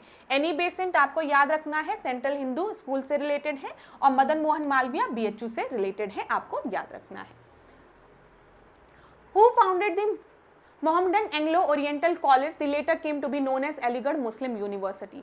अलीगढ़ मुस्लिम यूनिवर्सिटी के फाउंडर आपके कौन है, यहाँ पर सर सैयद अहमद खान। बी आपका सही उत्तर है। 2017 में पूछा गया प्रश्न है। तो देखिए, इस तरीके का प्रश्न पूछा गया है, तो ध्यान रखिएगा। ये हो गया, ये हो गया। ठीक है, तो आपको क्या क्या याद रखना है, अभी मैंने आपको बता दिया। बीएचयू की बात करेंगे तो मदन मोहन मालवीय जी का नाम आपको याद रखना है। सेंट्रल हिंदू उसकी बात करेंगे, कॉलेज की बात करेंगे तो आपको एनी बेसेंट का नाम याद रखना है, और फिर अगर हम अलीगढ़ यूनिवर्सिटी की बात करेंगे तो आपको सर सैयद अहमद खान जी का नाम याद रखना है। ये सारे प्रश्न पूछे गए हैं। अब देखो, मद्रास विश्वविद्यालय के साथ साथ मुंबई विश्वविद्यालय और कोलकाता विश्वविद्यालय की स्थापना 1857 में किस रिपोर्ट की सिफारिश पर हुई थी? सेम वही प्रश्न। मैं फिर बार बार आपको चिल्ला चिल्ला के हर क्लास में कहती हूं कि कोई भी अगर आपसे कहे कि पास्ट ईयर्स के क्वेश्चन नहीं रिपीट होते हैं तो मत सुनना। जो जो प्रश्न रिपीट होते हैं उन्हीं को अगर आप ध्यान पूर्वक से पढ़ेंगे अच्छे से, ठीक है, तो आपको आपकी आने वाले एग्जाम में जरूर प्रश्न मिलेंगे उसमें से। तो अभी मैंने आपको बताया है, जब हम वुड डिस्पैच की बात करते हैं तो वुड डिस्पैच को हम क्या कहते हैं? मैग्ना कार्टा कहते हैं, याद रखिएगा ये, ठीक है। उसके बाद मैंने आपको बताया है कि यूनिवर्सिटीज, लंदन यूनिवर्सिटीज के तर्ज पर कोलकाता में, ठीक है, मुंबई में, यहाँ पर और मद्रास में विश्वविद्यालय की स्थापना की गई थी, ठीक है। ये भी याद रखेंगे। कौन था उस समय? याद रखिएगा, लॉर्ड डलहौजी था, ये भी याद रखिएगा। प्लस याद रखिएगा 1857 में किस रिपोर्ट की सिफारिश पर? तो वुड डिस्पैच के। और कब इनकी स्थापना हुई है? 1857, ये भी ईयर याद रखिएगा, ठीक है, ये याद रखिएगा, इंपॉर्टेंट है। तो देखिए, जब हम बात करते हैं इंग्लैंड के कोर्ट ऑफ डायरेक्टर के 1854 के वुड डिस्पैच में कोलकाता, मुंबई, मद्रास में विश्वविद्यालय खोलने का प्रस्ताव रखा गया, जिसकी की आधारशिला कब रखी गई? 1857 में रखी गई, ठीक है। आगे बढ़ी क्लास, समझ में आ रहा होगा। फिर से जल्दी से एक बार रिवाइज करा दूं चीजें। रिवाइज करने को तैयार हो? ठीक है, पानी वानी पीना है तो पी लो जल्दी से, हम लोग डिस्कस करने वाले हैं। बहुत इंपॉर्टेंट चीज, बहुत ही इंपॉर्टेंट चीज। 1813 चार्टर एक्ट, लॉर्ड हेस्टिंग, शिक्षा के लिए 1 लाख का प्रावधान किया गया। अभी जो आरओ की परीक्षा हुई थी सचिवालय वाली, मेंस वाली, उसमें उन्होंने क्या किया था मैं आपको बताऊं। एग्जामिनर ने क्या किया था, लिखा था कि चार्टर एक्ट 1813 के तहत शिक्षा के लिए 1 लाख पर माह का प्रावधान किया गया था। अब जो स्टूडेंट प्रेशर में थे और जो पढ़ के एकदम रट के गए थे कि 1813 का चार्टर एक्ट है, 1 लाख रुपए एजुकेशन के लिए दिया गया था, शिक्षा के प्रोत्साहन के लिए दिया गया था, उन्होंने ध्यान ही नहीं दिया वहां पर 1 लाख प्रति माह की बात की गई थी, जो कि गलत हो गया। समझ में आया? प्रति माह लिख दिया था, मंथ लिख दिया था, इस वजह से गलत हो गया। 1 लाख एनम, एक पूरे साल में की बात की गई थी। तो बताओ, 1813 चार्टर एक्ट, ठीक है, क्या बोला गया था? शिक्षा के लिए 1 लाख का प्रावधान किया गया था, एनुअल था ये, ध्यान रखना। 1835 में मैकाले मिनट, जिसे हम कहते हैं डाउन फिल्ट्रेशन थियरी जिसे हम कहते हैं, तो अंग्रेजी शिक्षा को बढ़ावा देने की बात कही गई थी। डाउन फिल्ट्रेशन थियरी, जो अपर वर्ग है, जो अपर कास्ट है, उसको वेस्टर्न एजुकेशन इम्पार्ट करो, धीमे धीमे छनते हुए लोअर क्लास तक भी पहुंच जाएगी। जो मिनट था ना, मैकाले जो था, वो कुछ ऐसे लोगों को तैयार करना चाहता था जो खून से तो हिंदू हो लेकिन बोलने में, बैठने में, खाने के तरीके में एकदम ये यूरोपियंस की तरह हो, ठीक है। बाय ब्लड ये इंडियन हो लेकिन पहनावे में, बोलने में, देखने में पूरे ये अंग्रेजी हो, ठीक है, ये ध्यान रखिएगा। चलिए आगे देखते हैं। 1854 वुड डिस्पैच, ठीक है, मैग्ना कार्टा बोला जाता है। कौन कौन सी 3 यूनिवर्सिटीज की एस्टैब्लिशमेंट की बात की गई थी? मद्रास, बॉम्बे और कोलकाता में, ठीक है, याद रखिएगा, बहुत इंपॉर्टेंट है। फिर 1882 हंटर कमीशन, हंटर कमीशन ने प्राइमरी एजुकेशन पे जोर दिया था। 1902 में भारतीय विश्वविद्यालय आयोग किसके समय में आया था? लॉर्ड कर्जन के समय में आया था। उच्च शिक्षा में सुधार की बात की गई थी। 1904 में विश्वविद्यालय अधिनियम किसके समय में आया? कर्जन के समय में आया है। विश्वविद्यालयों में सरकारी नियंत्रण की बात की गई है। और जब हम यहाँ पर सरकारी नियंत्रण की बात कर रहे हैं तो हम किसके नियंत्रण की बात कर रहे हैं? हम ब्रिटिश सरकार के नियंत्रण की बात कर रहे हैं। उस समय भारतीय सरकार नहीं होती थी, ठीक है। इसीलिए जब हम देखते हैं नॉन कॉर्पोरेशन मूवमेंट, असहयोग आंदोलन जब आता है, तो असहयोग आंदोलन में कहा जाता है कि अगर जो विद्यार्थी हैं सरकारी विद्यालय में पढ़ रहे हैं और वो छोड़ना चाहे, बाइकआउट करना चाहे, तो छोड़ भी सकते हैं। तो ये लेकिन अपने उस पे, ठीक है। तो जब सरकारी उस समय हम बात करें तो इसमें कंट्रोल किसका है? क्राउन का है, ध्यान रखिएगा। चलिए 1917 सैडलर कमीशन, ठीक है, ये सारी चीजें याद हो जाएगी, बिल्कुल परेशान नहीं होंगे। 1929 हॉर्थॉग कमीशन, 1937 वर्धा स्कीम, महात्मा गांधी के समय बेसिक एजुकेशन, 1944 सर्जेंट प्लान, ठीक है। अब पेपर में प्रश्न बहुत डिफिकल्ट पूछेगा, बहुत एकदम एकदम सोच के रखा है कि 5-6 स्टूडेंट्स के एकदम क्वेश्चन को गलत करवा देंगे, एकदम सोच के रखा है। तो क्या पूछा जाता है, मेरी बात ध्यान से सुनिएगा, एक मिनट, मेरी बात ध्यान से सुनिएगा। क्या बोल दिया जाता है, कौन कौन से आयोग जो है वो शिक्षा से रिलेटेड है, तो कैसे याद करोगे? वुड, वुड जो है वो हंटर है, ठीक है। फिर रेले, यहां पे रेले कमीशन है, रेले जो है वो सैड है और कहती है हर्ट सर्जन से, ऐसे करके याद कर सकते, थोड़ा सा याद रहेगा, ऐसे सोच लो। जो वुड है वो हंटर है, रेले जो है वो सैड है, वो सर्जन से कहते इट हर्ट। तो ये सारे जो हैं ये आपके शिक्षा से रिलेटेड है। वुड डिस्पैच, हंटर कमीशन, रेले कमीशन, सैडलर कमीशन, हार्टोंग कमीशन और सर्जन कमीशन, ये सारे जो हैं वो किससे रिलेटेड हैं? शिक्षा से रिलेटेड है। बस ऐसे ही सोच लो, वुड जो है वो हंटर निकल गया, बेचारी रेले जो है वो सैड है, कहती है इट हर्ट सर्जन, ठीक है। तो ये सारे आपके शिक्षा से रिलेटेड हैं, याद कर लेना, थोड़ा सा सोच के उसमें थोड़ा समय देके पढ़ लेना। चलो 65th क्वेश्चन को देखते हैं। इंपीरियल लेजिस्लेटिव काउंसिल में निम्नलिखित में से किसने मुक्त एवं अनिवार्य शिक्षा हेतु बिल पेश किया था? तो किसने पेश किया था बताइए। Which of the following represented a bill for free and compulsory education in the Imperial Legislative Council? तो ABCD में से आपका सही उत्तर क्या होगा? यहां पर जो आपका सही उत्तर है वो है गोपाल कृष्ण गोखले ने बिल पेश किया था, बी आपका सही उत्तर है। मुफ्त और अनिवार्य शिक्षा का बिल किसके द्वारा पेश किया गया था? गोपाल कृष्ण गोखले द्वारा पेश किया गया था। गोपाल कृष्ण गोखले को हम किस नाम से जानते हैं? Political Guru of Mahatma Gandhi. Mahatma Gandhi के पॉलिटिकल गुरु कौन है? गोपाल कृष्ण गोखले, ठीक है। और 1905 में गोपाल कृष्ण गोखले ने किसकी स्थापना की थी?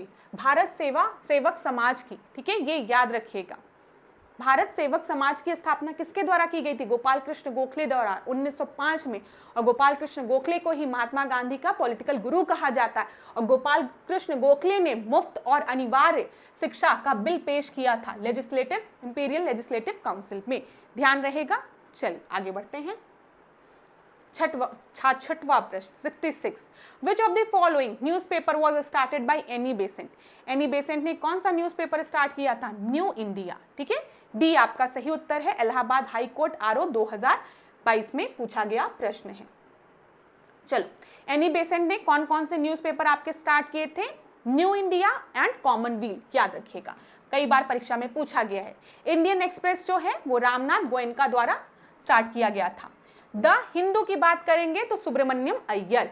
बंगाल गजट की बात करेंगे हिक्की, जेम्स हिक्की, ठीक है, पहला न्यूज़पेपर था, याद रखिएगा, किसके द्वारा? ऑगस्ट हिक्की द्वारा। केसरी मराठा की बात करेंगे बाल गंगाधर तिलक द्वारा। यंग इंडिया हरिजन की बात करेंगे तो महात्मा गांधी द्वारा, ठीक है। New India Annie Besant, young India Mahatma Gandhi, Harijan Mahatma Gandhi, Maratha Kesari Bal Gangadhar Tilak. 67th question, which of the following started the newspaper Vande Mataram? Vande Mataram newspaper किसके द्वारा शुरू किया गया था बताइए। बरिंद्र कुमार घोष, बिपिन चंद्र पाल, देवेंद्र नाथ टैगोर, सुरेंद्र नाथ बनर्जी। तो 67 का जो आपका सही उत्तर है वो क्या है? बिपिन चंद्र पाल द्वारा वंदे मातरम न्यूज़पेपर स्टार्ट किया गया था, बी आपका सही उत्तर है। भारत में प्रकाशित प्रथम समाचार पत्र का नाम क्या था? अभी थोड़ी देर पहले मैंने आपको बताया है। भारत में प्रकाशित प्रथम समाचार पत्र कौन सा था? बंगाल गजट था, जिसको किसने प्रकाशित किया था? जेम्स हिक्की ने, ठीक है, बाद में बंद भी हो जाता है वो, सी आपका सही उत्तर है, ठीक है। 1780 के समय भारत में पहला समाचार पत्र प्रकाशित हुआ था, जिसका की नाम क्या था? बंगाल गजट था। किसने इसका प्रकाशन किया था? जेम्स हिक्की ने किया था। निम्नलिखित समाचार पत्र में किसका प्रकाशन बाल गंगाधर तिलक द्वारा किया गया है बताइए। अभी मैंने आपको बताया, जब हम मराठा और केसरी की बात करते हैं तो इसका प्रकाशन किसके द्वारा किया गया है? बाल गंगाधर तिलक द्वारा, बी आपका सही उत्तर है। बाल गंगाधर तिलक की जब हम बात करते हैं तो ध्यान रखिएगा, फादर ऑफ अनरेस्ट इंडिया किसे बोला गया? पहला प्रश्न जल्दी से बता देती हूँ, ओरली क्या क्या पूछा जाता है। फादर ऑफ अनरेस्ट इंडिया किसे कहा जाता है? बाल गंगाधर तिलक को। फादर ऑफ अनरेस्ट इंडिया बाल गंगाधर तिलक को किसने कहा है? वैलेंटाइन शिरोल ने कहा है, ठीक है। फिर उसके बाद क्या बाल गंगाधर तिलक ने इंडियन नेशनल कांग्रेस की कभी भी अध्यक्षता की है? नहीं। बाल गंगाधर तिलक एक ऐसे लीडर थे जिन्होंने इंडियन नेशनल कांग्रेस की कभी भी अध्यक्षता नहीं की थी। ठीक है, उसके बाद केसरी मराठा किसके द्वारा लिखा गया? बाल गंगाधर तिलक द्वारा लिखा गया है। ठीक है, फिर पूछा जाता है कि गणेश महोत्सव, ठीक है, ये किसके द्वारा शुरू किया गया? ये भी बाल गंगाधर तिलक द्वारा शुरू किया गया था।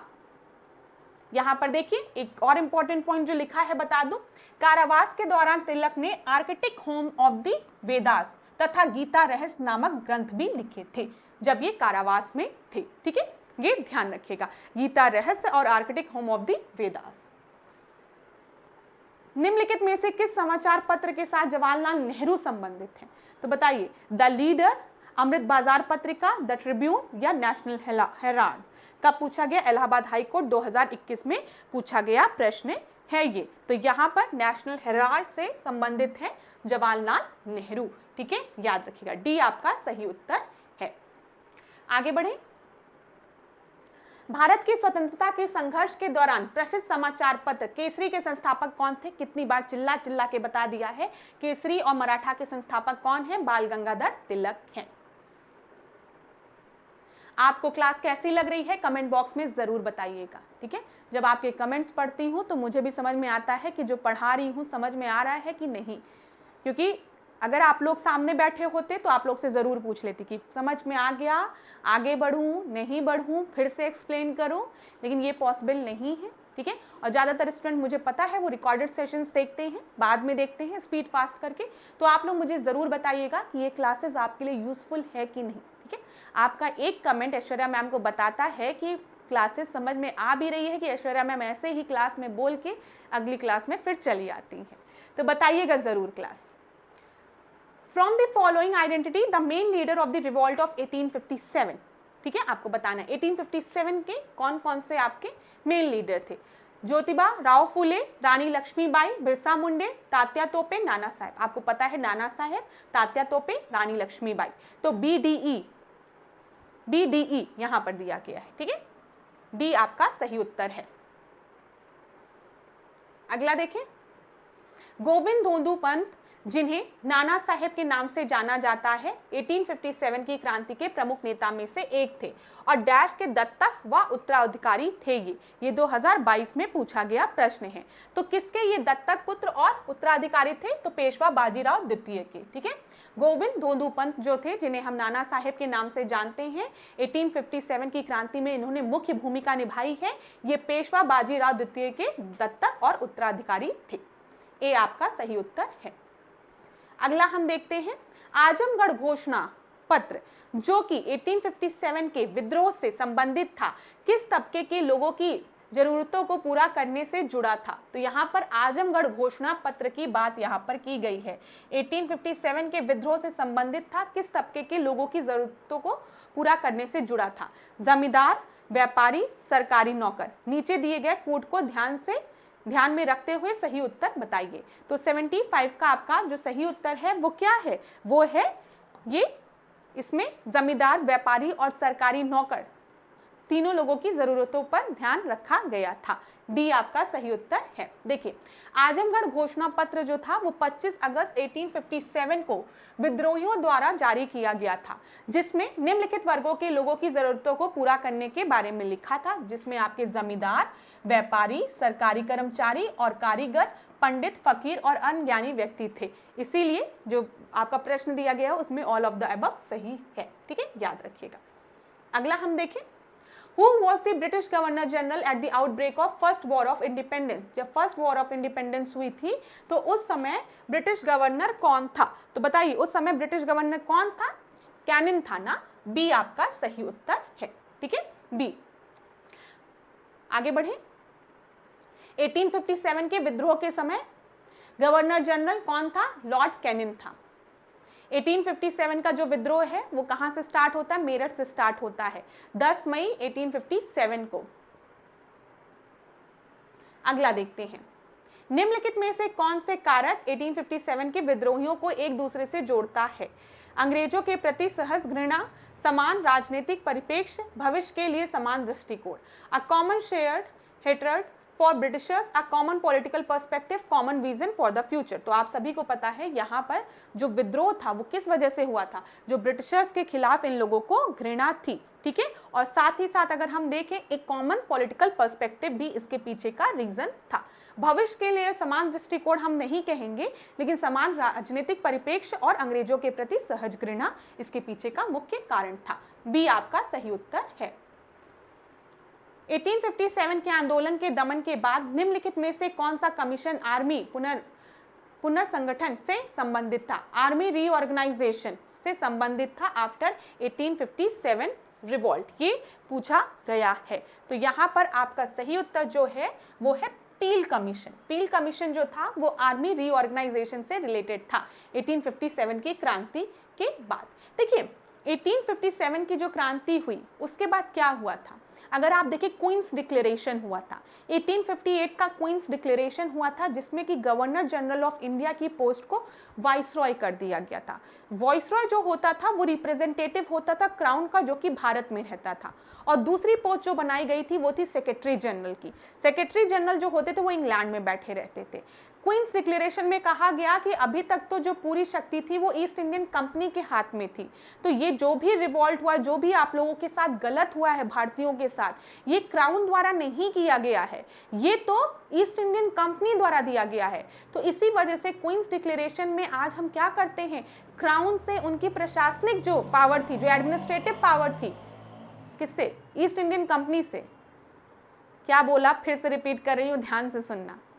बोलते बोलते अगर एक भी शब्द इधर उधर हुआ तो मीनिंग गलत हो जाएगी। एक मिनट फिर से सुनो जो बोलने जा रही हूँ। देखो, जब 1857 का रिवॉल्ट हुआ तो यहाँ पर आप सभी को पता है इसके बाद क्वींस डिक्लेरेशन होती है 1858 की। 1858 में एक्ट आता है। उस एक्ट में ये बोला गया कि अभी तक भारतीयों पर जो भी अत्याचार हुए थे वो ईस्ट इंडियन कंपनी द्वारा किया जा रहा था, क्योंकि ईस्ट इंडियन कंपनी के पास एडमिनिस्ट्रेटिव पावर थी। आज से हम ईस्ट इंडियन कंपनी को पूरी तरीके से ख़त्म करते हैं और ये जो एडमिनिस्ट्रेटिव पावर है उससे क्राउन को दे देते हैं, ठीक है। मतलब ब्रिटिश क्राउन जो है वो सॉवरेन होगा और आप सब जो हैं वो हमारे अंदर हैं अब, ठीक है। तो बिल्कुल भी मत घबराइएगा, आज से क्राउन आप सबकी देखभाल करेगा। और पूरा ध्यान दिया गया कि इस तरीके का रिवॉल्ट फिर कभी भी ना हो, ठीक है, जैसा रिवॉल्ट 1857 में हुआ था, ये याद रखिएगा। तो ये सारी बातें थी। ये तो बात सही है कि कुछ लोग अगर नहीं मिले होते तो शायद ईस्ट इंडियन कंपनी तभी खत्म हो गई होती। रिवॉल्ट इतना भयावह था। चलिए, सभी भारतीय नेताओं में से खतरनाक, सबसे खतरनाक निम्न में से किसने रानी लक्ष्मीबाई के बारे में कहा था?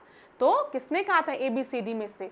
79 में आपका जो सही उत्तर है वो है सी। 79 का सी आपका सही उत्तर है।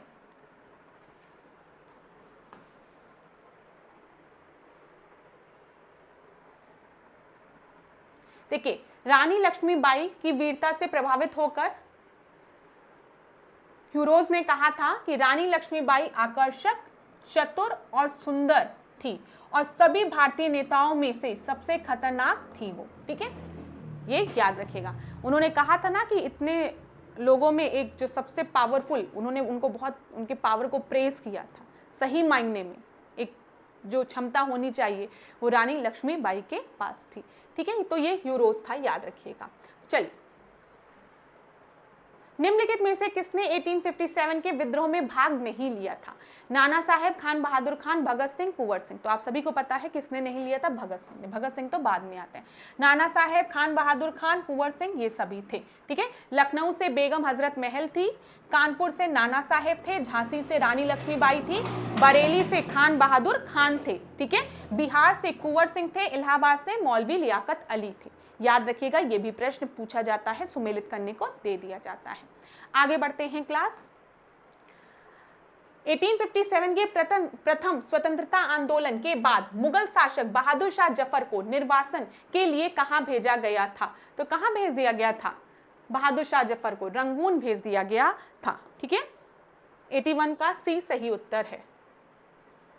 ये याद रखेगा। 1857 के प्रथम स्वतंत्रता आंदोलन के बाद मुगल शासक बहादुर शाह जफर को निर्वासन के लिए लंगूर भेज दिया गया था। 7 नवंबर 1862 को इनकी मृत्यु वहां हो गई। बहादुर शाह जफर का जन्म अगर हम देखें तो 24 अक्टूबर 1775 को हुआ था। चलिए ये छोड़ देते हैं यहाँ पर। ब्रिटिश सरकार ने कब भारत पर सीधा प्रशासन करने प्रारंभ किया था? तो बताइए, after the battle of Plassey, after the battle of Panipat, after the war of Mysore या सैनिक विद्रोह के बाद, आफ्टर द स्पॉय म्यूटनी। तो आप सभी को मैंने बताया है सैनिक विद्रोह के बाद। 82 का जो है आपका डी सही होगा। ठीक है, इसके बाद ब्रिटिश क्वींस डिक्लेरेशन में क्या बोला गया कि आज से ईस्ट इंडियन कंपनी आप पर एडमिनिस्ट्रेटिव रूल नहीं करेगी, मतलब administrative power east Indian company से पूरी तरीके से लेकर किसको दे दी गई? ब्रिटिश गवर्नमेंट को। आज से जो ब्रिटिश गवर्नमेंट है वो डायरेक्टली आप पर रूल करेगी। ये 1857 की क्रांति के बाद हुआ था। The Indian war of independence 1857 किसके द्वारा लिखी गई है? बताइए। तो ये लिखी गई है वीडी सावरकर द्वारा। ठीक है, ठीक है। The Indian war of independence 1857 VD Savarkar द्वारा। The great rebellion Ashok Mehta द्वारा। ठीक है। Civil rebellion in the Indian mutinies ये लिखा गया है एचबी चौधरी द्वारा। फिर द स्पॉय म्यूटनी जो लिखा है वो आरसी मजुमदार ने। फिर 1857 एस एन सेन ने। रिबेलियन 1857 पीसी जोशी ने। इसका भी स्क्रीनशॉट ले लीजिए, इसको पढ़ लीजिएगा, यहाँ से प्रश्न बनता है, कई परीक्षाओं में प्रश्न बनता है। जरूरी नहीं है first war of independence, the Indian war of independence 1857 ही दे, वीडी सावरकर वाला। कई बार the great rebellion Ashok Mehta का दे देता है। एस एन सेन 1857 किसके द्वारा लिखी गई है? एस एन सेन द्वारा, ये भी याद रखिएगा। ठीक है, रिबेलियन 1857 पीसी जोशी द्वारा। तो इसको नोट जरूर कर लीजिए क्लास। आगे बढ़ते हैं अगले प्रश्न पे। द स्पॉय म्यूटनी स्टार्टेड फ्रॉम, अभी हमने आपको बताया है कहां से स्टार्ट हुई थी, मेरठ से स्टार्ट हुई थी। डी आपका सही उत्तर है। 1857 की क्रांति के दौरान बरेली का नेतृत्व किसने किया था? बताइए। खान बहादुर खान, कुंवर सिंह, मौलवी अहमद शाह, फिर वर्जीज कादिर। तो ये आपका 2021 में पूछा गया प्रश्न है और 85 का जो आपका सही उत्तर है वो क्या है? खान बहादुर खान। ठीक है, ए आपका सही उत्तर है। अभी थोड़ी देर पहले मैंने आपको बताया लखनऊ की बात करेंगे बेगम हजरत महल, कानपुर की बात करेंगे नाना साहेब, फैजाबाद की बात करेंगे मौलवी अहमद उल्ला, मेरठ की बात करेंगे कदम सिंह। ठीक है, इलाहाबाद लियाकत अली, और अगर हम बात करेंगे बरेली की तो खान बहादुर खान ने इसका नेतृत्व किया था। ठीक है, आगे बढ़ते हैं। कुंवर सिंह बिहार। ठीक है, याद रखिएगा।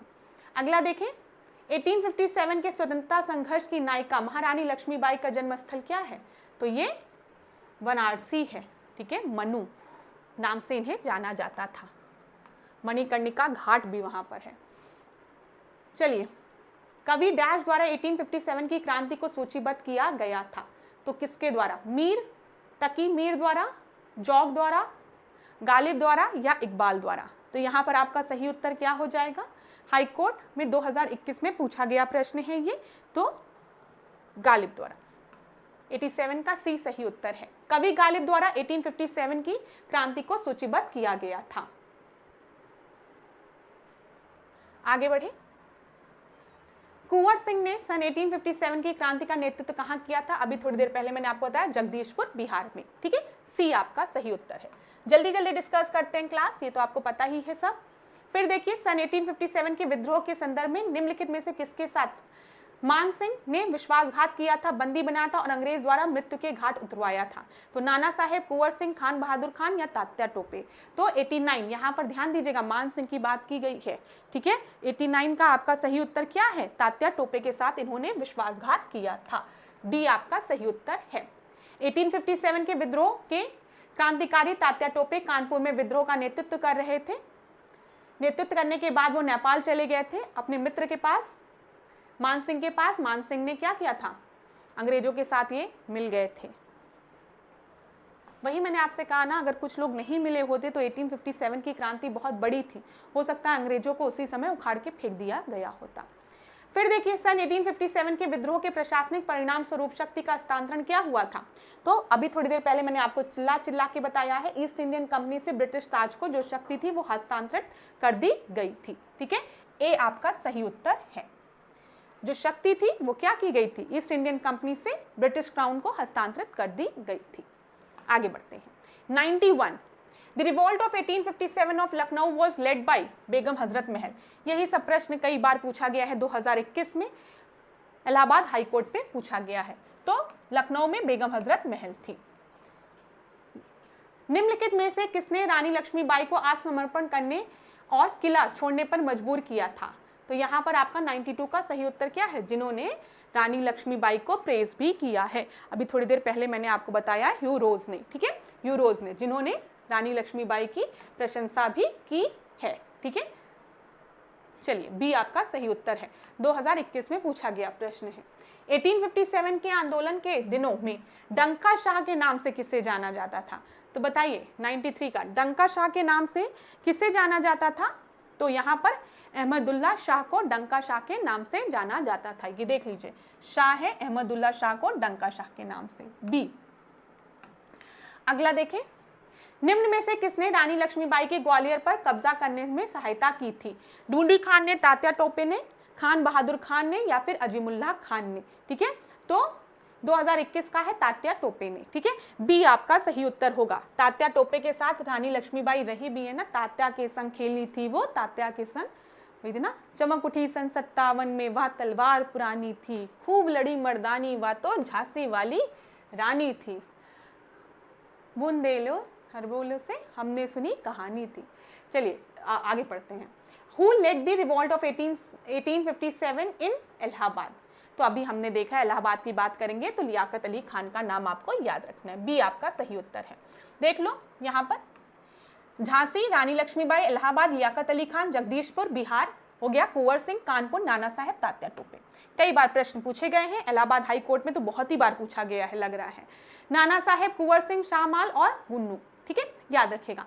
नाना साहेब की जब हम बात करते हैं तो कानपुर, ठीक है, फर्स्ट का सेकंड एक ही जगह दिया गया।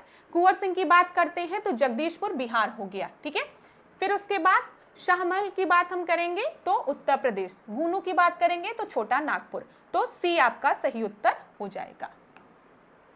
ठीक है, गुन्नू, छोटा नागपुर, शाहमहल उत्तर प्रदेश, कुंवर सिंह बिहार, नाना साहेब कानपुर। आगे बढ़े क्लास। 97 तीन क्वेश्चन और बचे हैं। हर क्लास में हम 50-50 प्रश्नों को देखते हैं।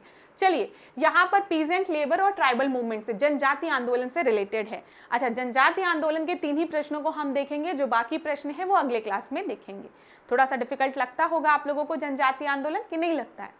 मैं याद करा दूंगी, चिंता मत करिएगा। चलिए यहाँ पर देखिए, निम्नलिखित में से कौन सा जोड़ा असंगत है? मोपला विद्रोह मालाबार क्षेत्र, एका आंदोलन उत्तर प्रदेश का हरदोई, बहराइच और सीतापुर, पाबना महाराष्ट्र और तेहबागा आंदोलन जो है बंगाल दिया गया है। तो कौन सा नॉट करेक्टली मैच्ड पूछा गया, असंगत पूछा गया है? 97 का असंगत कौन सा है? पाबना विद्रोह महाराष्ट्र। ठीक है, सी आपका हो जाएगा। यहाँ पर देख लीजिए, मोपला विद्रोह की बात करेंगे तो मालाबार क्षेत्र हो गया, एका आंदोलन आपका उत्तर प्रदेश का हरदोई, बहराइच, सीतापुर वाला क्षेत्र हो गया, तेहबागा आंदोलन जो है वो बंगाल हो गया, पाबना आंदोलन अगर हम देखेंगे तो ये अब बांग्लादेश वाले क्षेत्र में आता है। ठीक है, अगला देखते हैं। 98 विद्रोह के बारे में निम्नलिखित में से कौन सा कथन सही है? कांगेर जंगल के धनगरों ने पहल की थी। अच्छा, यहाँ पर लिखा गया है बस्तर के विद्रोह के बारे में। ठीक है, बस्तर के विद्रोह के बारे में ध्यान रखिएगा।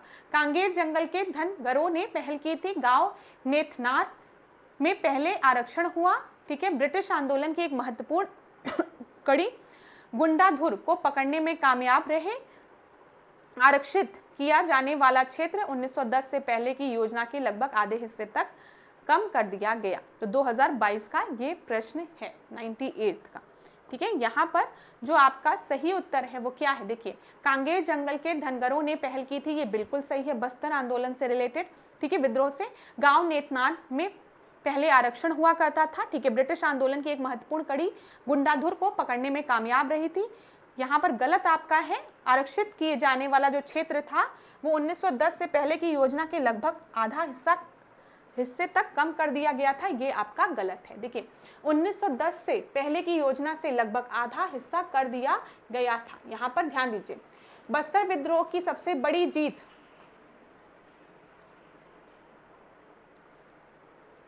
इस प्रश्न को पढ़िए क्लास। यहाँ पर The area to be reserved was reduced roughly half of the plan before 1910. आरक्षित किए जाने वाला क्षेत्र से पहले की योजना लगभग आधे हिस्से तक कम कर दी गई थी। ये आपका सही है, ठीक है, ये ध्यान दीजिएगा। यहाँ पर एक बार इसके बारे में पढ़ लेते हैं क्या दिया गया है। बस्तर विद्रोह की सबसे बड़ी जीत यह रही कि आरक्षण का काम कुछ समय के लिए स्थगित कर दिया गया था और आरक्षित क्षेत्र को भी 1910 से पहले की योजना से लगभग आधा कर दिया गया था, आधा कर दिया गया था, ठीक है, ये याद रखिएगा, ये सही है। इस विद्रोह का नेतृत्व जो है नेतनार गांव के एक आदिवासी नेता गुंडाधार ने किया था। गुंडाधार को ब्रिटिश पकड़ने में नाकाम रही थी, तो यही ध्यान दीजिएगा, यहाँ पर ट्रू बोला गया है, ठीक है। तो पहला क्या था, आंदोलन की एक महत्वपूर्ण कड़ी गुंडाधुर को पकड़ने में कामयाब रही थी, नहीं नाकामयाब रही थी, मतलब नहीं पकड़ पाई थी इनको, गुंडाधुर को। गांव नेतनार में पहले आरक्षण हुआ करता था, नहीं, इसे वो कर दिया गया था। कांगेर जंगल के धनगरों ने पहल की थी, तो यहाँ पर ध्यान दीजिएगा, मैंने आपको बताया आदिवासी जो थे उनके द्वारा ये पहल की गई थी, तो डी आपका सही उत्तर होगा। अगला देख लें, नामधारी या कूका आंदोलन की उत्पत्ति सिख साम्राज्य के डैश कोने में हुई थी जो शाही धूमधाम और भव्यता के स्थानों से दूर था। तो किस क्षेत्र में? नामधारी और Kuka movement has it origin in dash corner of the Sikh kingdom away from the place of royal pomp and grandeur. बताइए, नॉर्थ वेस्ट में, दक्षिण पश्चिमी में, उत्तर पूर्वी में या फिर साउथ में? तो 99 का आपका जो सही उत्तर है वो है नॉर्थ वेस्ट में, ठीक है, ए आपका सही उत्तर है। अगला देखें, आखिरी प्रश्न, ताना भगत प्रतिरोध आंदोलन किस वर्ष आरंभ हुआ था? तो बताइए, आखिरी प्रश्न, 1910, 14, 1918, 1922। तो यहां पर आपका जो सही उत्तर है 100 का वो क्या है, वो है 1914 में ताना भगत प्रतिरोध आंदोलन शुरू हुआ था, 1914 में, ठीक है। देखिए, ताना भगत आंदोलन 1914 में जतरा भगत के नेतृत्व में शुरू हुआ था, याद रखिएगा। चलिए, तो क्लास अब आज के सेशन को यहीं पे एंड करेंगे। हमने 50 प्रश्नों को डिस्कस किया। नेक्स्ट क्लास में हम और प्रश्नों को डिस्कस करेंगे। लास्ट में जाते जाते एक ही बात कहूंगी, अगर क्लास अच्छी लगी हो तो वीडियो को लाइक करिएगा, शेयर करिएगा, ठीक है, और कमेंट करके बताइएगा अगर कोई भी दिक्कत होती है, और क्लास अच्छी भी लगती है तब भी कमेंट करके बताइएगा ताकि नेक्स्ट क्लास जल्दी लिया जाए। और आज के सेशन को यहीं पे एंड करेंगे। जाते जाते एक बात ऐश्वर्या मैम हमेशा कहती हैं, खुद पर भरोसा रखिए, ठीक है, सबसे ज़्यादा ज़रूरी है अपने ईश्वर पर, जिसकी भी आप प्रार्थना करते हैं, जिसकी भी आप पूजा करते हैं, उन पर भरोसा रखिए, माता पिता के आशीर्वाद पर भरोसा रखिए, और हमेशा खुश रहिए, मुस्कुराते रहिए, स्वस्थ रहिए और पढ़ते रहिए। कर्म तो आपको करना पड़ेगा, पढ़ाई तो करनी पड़ेगी और सफलता आपको ज़रूर मिलेगी समय आने पर, ठीक है। देखिए, अपनी तैयारी मजबूत रखिए, एक दिन ऐसा आएगा आप सफल हो जाएंगे इस विश्वास के साथ। तो आज के सेशन को यहीं पे एंड करते हैं। नेक्स्ट क्लास में आपसे मिलेंगे नए प्रश्नों के साथ। तब तक खूब पढ़िए, खूब आगे बढ़िए। धन्यवाद क्लास। इसी तरीके से मेरे साथ ऐश्वर्या सिंह के साथ डिकोड एग्जाम के साथ बने रहिए। Thank you.